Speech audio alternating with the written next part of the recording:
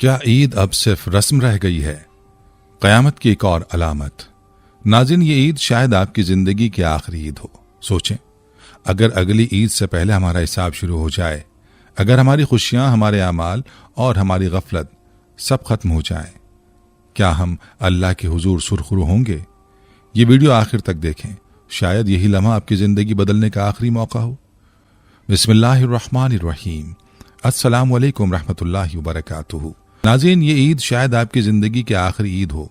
चौंक गए? दिल की धड़कन तेज हो गई ना?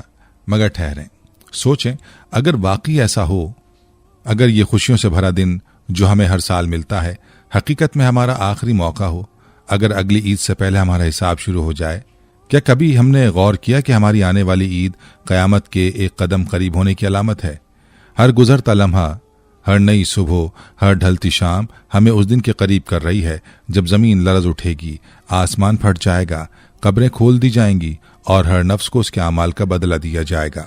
हम बाजारों में मसरूफ़ हैं, नए कपड़ों और महंगे खानों की फिक्र में हैं, मगर क्या हमने अपने अमाल की फिक्र की? क्या हमें मालूम है कि ईद सिर्फ खुशी का दिन नहीं बल्कि एक आजमाइश भी है? दुनिया में जुल्म बढ़ रहा है, गुनाह आम हो रहे हैं, फितनों की अलगार है, जलजले, जंगें, मासूमों की चीखें, क्या ये सब हमें किसी बड़ी हकीकत की तरफ इशारा नहीं दे रहे? लेकिन हम फिर भी गफलत में हैं। हर साल की तरह इस बार भी हमारी ईद वैसी ही होगी, दिखावा, फैशन, बेहयाई और गफलत से भरी। लेकिन अगर ये वाकई हमारी आखिरी ईद हो तो क्या हम अल्लाह के हुजूर सुरखरू होंगे? अगर ईद से पहले बुलावा आ जाए तो क्या हम तैयार हैं? ये वीडियो आखिर तक देखें, क्योंकि जो बात आप सुनने वाले हैं वो आपकी ज़िंदगी बदल सकती है। हो सकता है यही चंद अल्फाज आपकी आखिरत संवार दें, आपकी आंखें खोल दें और आपको ईद को सिर्फ एक रस्म के बजाय हकीकी खुशी का जरिया बनाने पर मजबूर कर दें। तो रुके नहीं, आगे बढ़ें और इस वीडियो को आखिर तक देखें। शायद इसमें आपके लिए एक पैगाम छुपा हो, शायद यही लम्हा आपके बदलने का आखिरी मौका हो। नाज़रीन, ईद इस्लाम में खुशी का एक बाबरकत मौका है, मगर इस खुशी की असल बुनियाद अल्लाह की रज़ा, उसकी इबादत और शुक्रगुजारी होनी चाहिए। ये वो दिन है जो अल्लाह ने हमें एक महीने बाद इबादत और कुर्बानियों के बाद बतौर इनाम दिया, ताकि हम अपनी खुशियों में दूसरों को भी शामिल करें, नेकी के रास्ते पर चलें, शुक्र का इजहार करें। लेकिन क्या हमने कभी सोचा है कि नबी करीम सल्लल्लाहु अलैहि वसल्लम ने हमें किस तरह की ईद गुजारने की तालीम दी थी, और क्या हम वाकई इस तालीम पर अमल कर रहे हैं, या हमने इस मुबारक दिन को भी महज दुनियावी रस्म और रिवाज का शिकार बना दिया है? नबी करीम सल्लल्लाहु अलैहि वसल्लम का फरमान है, क़यामत उस वक्त तक नहीं आएगी जब तक ईद को लोग सिर्फ रस्म और रिवाज समझकर मानने लगेंगे। इसमें दिखावा आम हो जाएगा और लोग इसके असल मकसद से गाफिल हो जाएंगे। ये रिवायत मफहूम के तौर पर बयान की गई है। आज जब हम अपनी ईद की तैयारियों पर नजर डालते हैं तो ये अल्फाज बिल्कुल सच मालूम होते हैं। ईद जो कि इबादत, शुक्र और मोहताजों की मदद का दिन था, ये एक फैशन, सोशल मीडिया की नुमाइश और बेजा फजूल खर्ची की दौड़ में बदल चुका है। जहां कभी ईद की सुबह अल्लाह के शुक्राने में झुकने के लिए हुआ करती थी, वहां अब महंगे ब्रांड्स के लिबास, जूते और ज्वेलरी की नुमाइश आम हो चुकी है। बाजारों में भगदड़, दिखावे की तस्वीरें और महंगे खानों की भरमार ने ईद के असल मकसद को कहीं पीछे छोड़ दिया है। नबी करीम सल्लल्लाहु अलैहि वसल्लम ने सादगी, सदका और हकीकी खुशी बांटने का दर्स दिया, मगर आज हमने ईद को मादी चीज़ों की जीनत बना दिया है। एक और हदीस में आता है कि नबी करीम सल्लल्लाहु अलैहि वसल्लम ने फरमाया, क़यामत उस वक्त तक नहीं आएगी जब तक दौलत सिर्फ चंद हाथों में सिमट न जाए, फ़कीरों का मजाक उड़ाए जाने लगे और ज़कात को बोझ समझे जाने लगे। मसनद अहमद।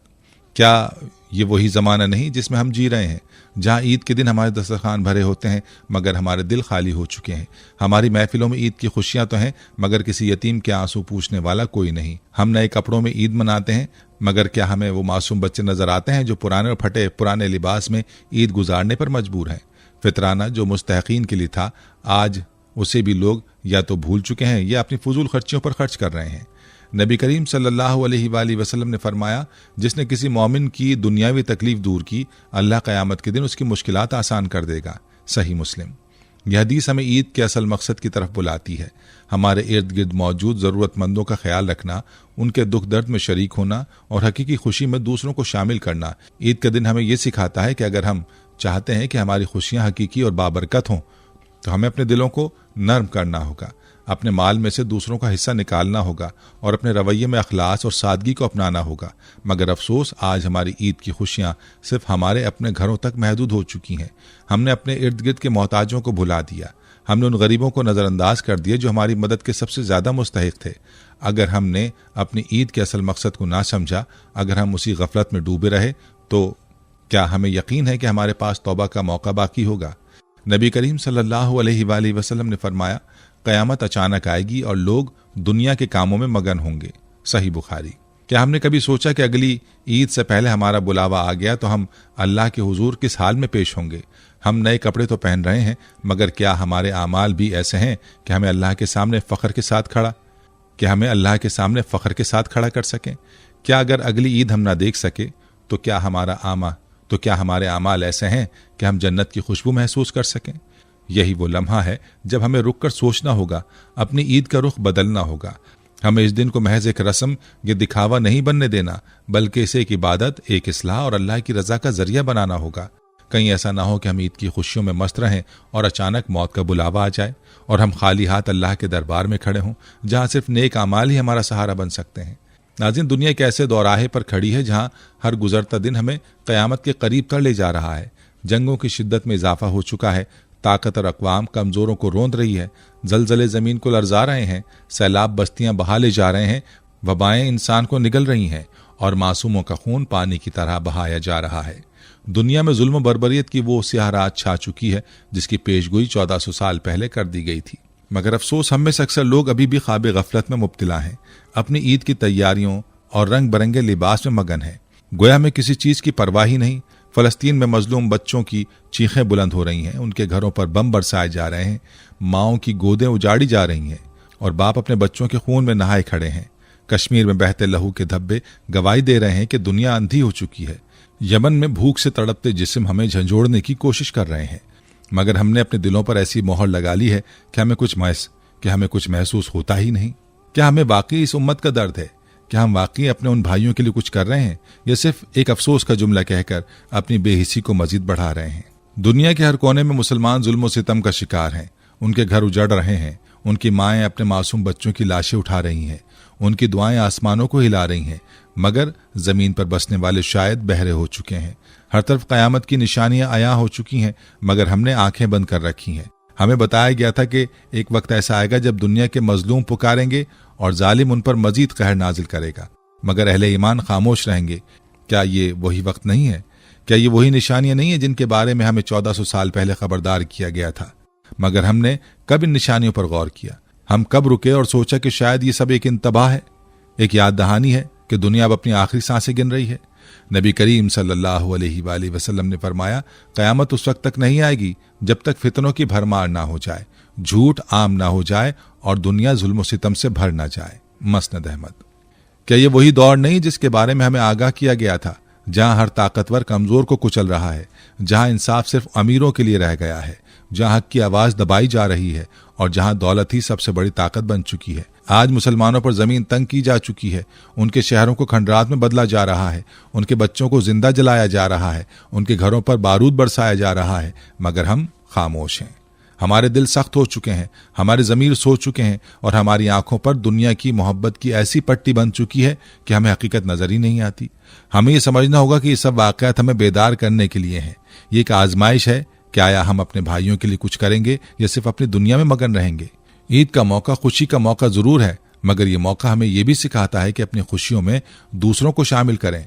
वो जो भूखे हैं, जो बेघर हैं, जो अपने प्यारों से बिछड़ चुके हैं, हमें उनका एहसास करना होगा। अगर हमने आज भी उनकी मदद ना की, अगर आज भी हमने उनके लिए आवाज ना उठाई, तो शायद आने वाले वक्त में हम पर भी ऐसे हालात आ जाएं और कोई हमारी फरियाद सुनने वाला ना हो। ये वक्त जागने का है, अपनी आंखें खोलने का है, अपनी दुआओं, सदकात और कोशिशों के जरिए जुल्म के खिलाफ खड़े होने का है। कहीं ऐसा ना हो कि हम दुनिया की मोहब्बत में गुम रहें और क़यामत का बुलावा आ जाए और हम खाली हाथ खड़े हों, नेदामत और हसरत के साथ। आज हम एक ऐसी दुनिया में जी रहे हैं जहां बेहयाई आम हो चुकी है, फहाशी फख्र बन चुकी है और गुनाह एक तफरीह में बदल चुका है। जो काम छुप कर किए जाते थे, आज वो खुलेआम सरे बाजार हो रहे हैं और लोग उन्हें मामूली समझ रहे हैं। सोशल मीडिया पर ऐसे अफराद लाखों फॉलोअर्स रखते हैं जो बेहयाई, लग़वियात और हया सोज हरकत को आम करने में पेश हैं। नौजवान नस्ल फिल्मों, गानों, ड्रामों में ऐसी जिंदगी देख रही है जहां न दीन की परवाह है और ना ही आखिरत का खौफ।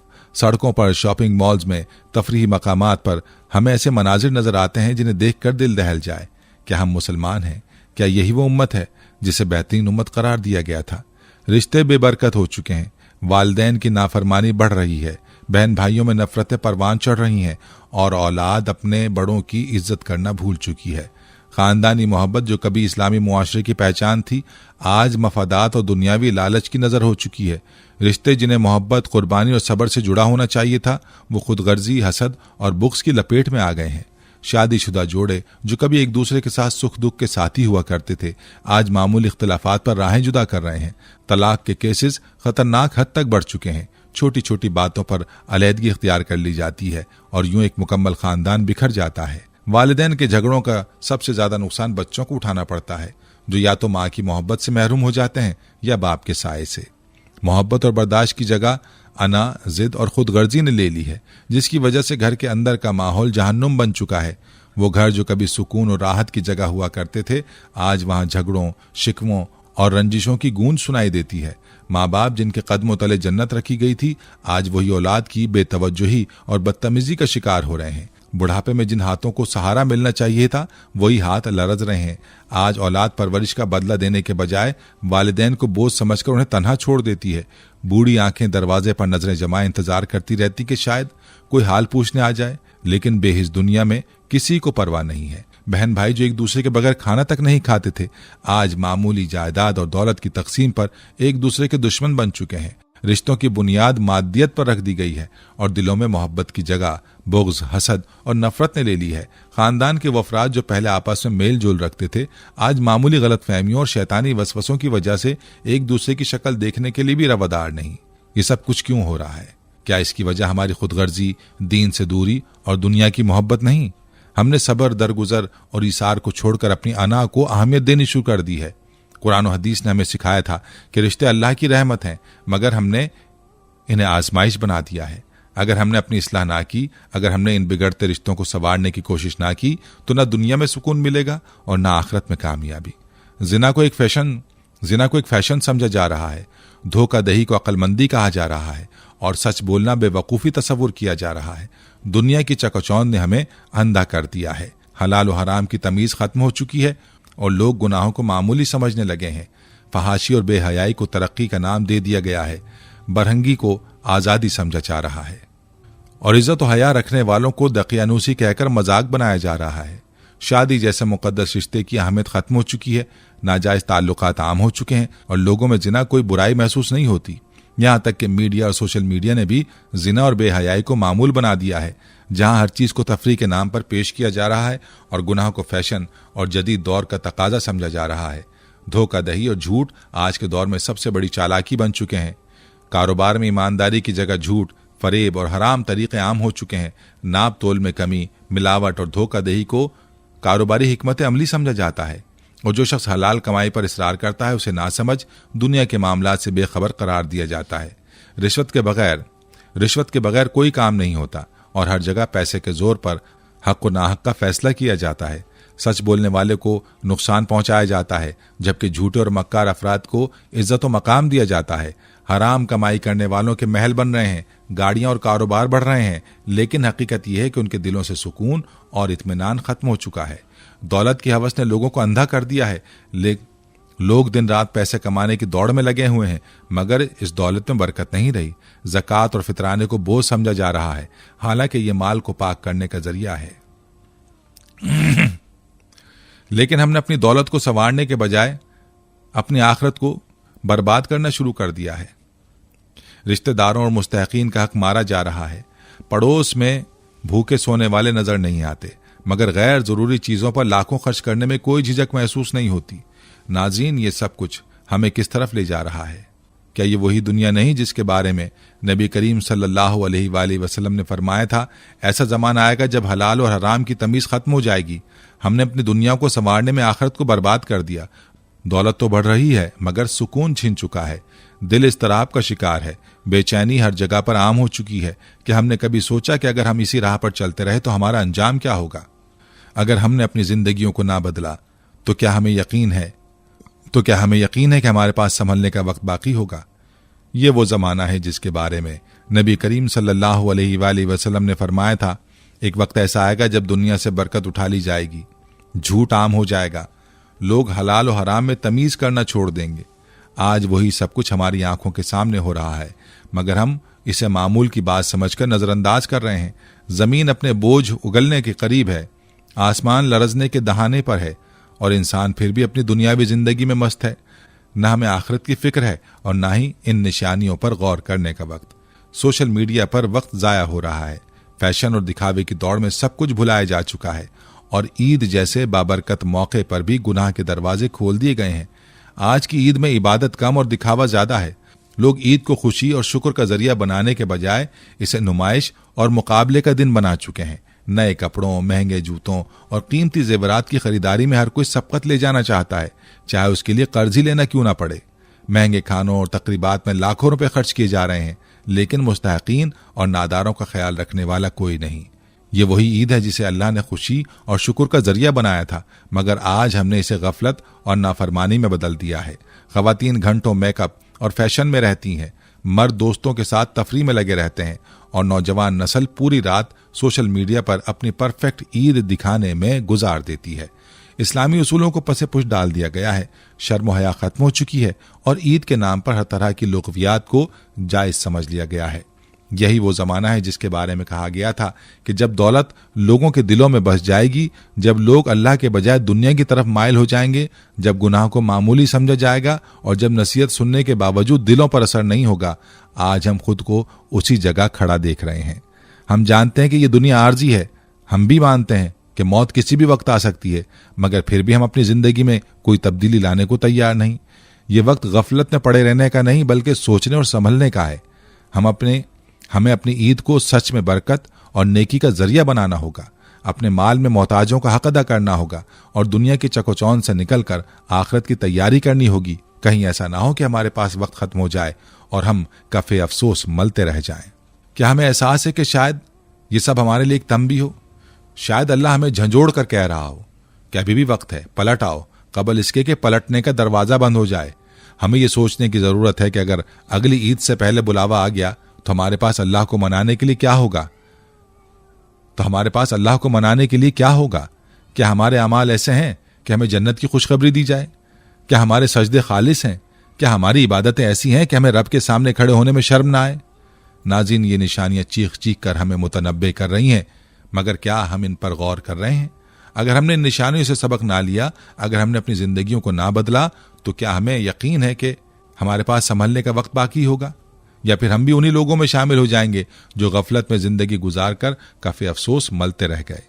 नाज़रीन, ईद सिर्फ एक त्यौहार नहीं बल्कि शुक्र, तकवा और अल्लाह की रिजा के इजहार का दिन है। ये इस बात का सबूत है कि हमने रमजान की इबादतों से जो कुछ सीखा, जो सबक सीखा उसे अपनी जिंदगी में अपनाने की कोशिश करें। ये दिन हमें याद दिलाता है कि हकीकी खुशी माल और दौलत, फैशन और तफरी में नहीं बल्कि अल्लाह की अताअत में है। रमजान में हमने भूख प्यास बर्दाश्त की, अपनी ख्वाहिशात पर काबू पाया और गुनाहों से बचने की कोशिश की। लेकिन सवाल यह है कि क्या ईद के बाद भी हम इसी रास्ते पर चलते हैं? ईद की खुशी का मौका जरूर है, मगर इस खुशी की बुनियाद अल्लाह की इताअत और उसके दिए गए अहकामात की पैरवी करनी चाहिए।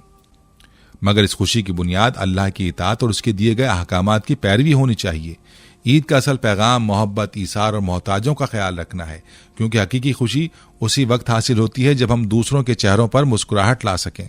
लेकिन आज की ईद की हकीकत कुछ और है। ये शुक्र और तकवा के बजाय फैशन, दिखावे और फजूल खर्ची का नाम बन चुकी है। आज ईद के दिन मस्जिदें नमाजों से खाली और बाजार लोगों से भरे हुए हैं। लोग कपड़ों, जूतों और ब्रांडेड चीजों पर हजारों रुपए खर्च कर देते हैं, लेकिन फितराना निकालते वक्त 100 रुपए पर बहस करते हैं। सोशल मीडिया पर अपनी खुशियों की नुमाइश आम हो चुकी है। लोग अपनी महंगी खरीदारियों, पुरतकल्लुफ दावतों की तस्वीर शेयर करके फख्र महसूस करते हैं। हकीकत यह है कि हमारी ईद का सबसे बड़ा मकसद दूसरों को मुतासिर करना बन चुका है, चाहे इसके लिए कर्ज लेना पड़े या अपनी हैसियत से बढ़कर खर्च करना पड़े। इस सब में सबसे ज्यादा नुकसान वो लोग उठा रहे हैं जो गरीब और मुस्तहिक हैं। ईद के असल मुस्तहिक तो वो हैं जो साल भर अच्छे खाने और कपड़ों को तरसते हैं, मगर हम उन्हें भूल चुके हैं। फितराने की रकम कपड़ों और ज्वेलरी पर खर्च हो रही है। महंगे खानों, दस्तरखानों की जीनत बन रहे हैं, लेकिन पड़ोस में बैठा भूखा खानदान नजर नहीं आता। कुरान हमें याद दिलाता है कि जो शख्स यतीमों और मिस्कीनों की फिक्र नहीं करता वह हकीकी इबादत गुजार नहीं हो सकता। मगर क्या हमारी ईद में इस एहसास की कोई झलक बाकी रह गई है? ये वही जमाना है जिसके बारे में नबी करीम सल्लल्लाहु अलैहि वसल्लम ने मुतनब्बे किया था। आज हम देख रहे हैं कि दौलत की हवस ने लोगों को अंधा कर दिया है। हलाल और हराम की परवाह किए बगैर लोग अपने माल को बढ़ाने में लगे हुए हैं और ज़कात और फितराने जैसे फराइज को बोझ समझा जा रहा है। हमें ये सोचना होगा कि क्या वाकई ये वही ईद है जो अल्लाह और उसके रसूल चाहते थे?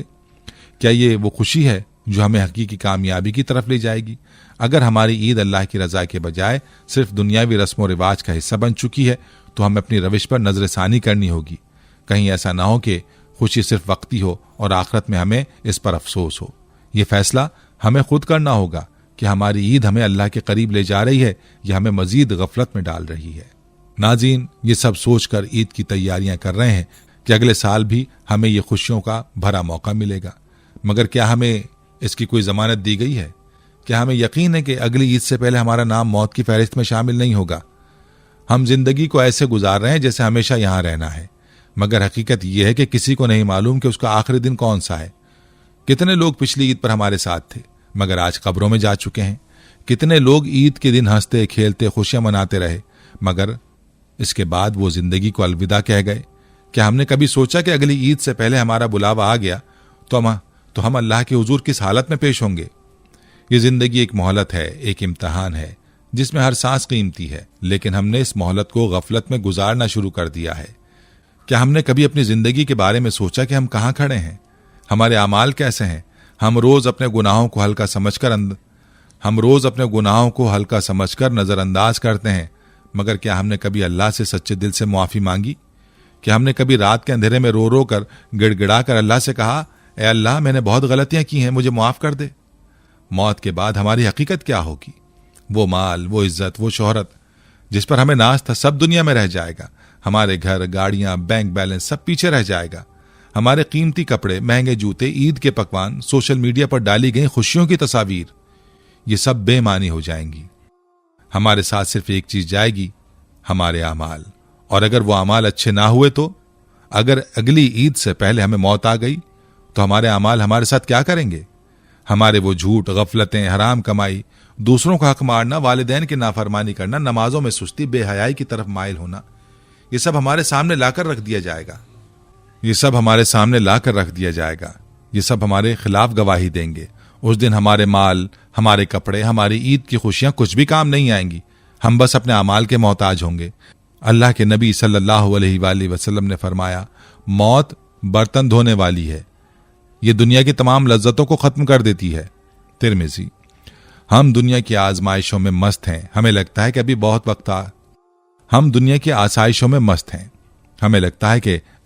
वक्त बाकी है, मगर हकीकत यह है कि मौत किसी को खबर नहीं देती, वो अचानक आती है और सब कुछ खत्म कर देती है। नाज़रीन, हम रोज किसी न किसी के जनाजे की खबर सुनते हैं मगर ये सुनते ही भूल जाते हैं जैसे ये सब किसी और के लिए हो रहा हो, जैसे हमें कभी मरना ही ना हो। हम समझते हैं कि अभी बहुत वक्त बाकी है, अभी जिंदगी की दौड़ में आगे बढ़ना है, माल और दौलत कमाना है, ऐश इशरत के दिन गुजारने हैं।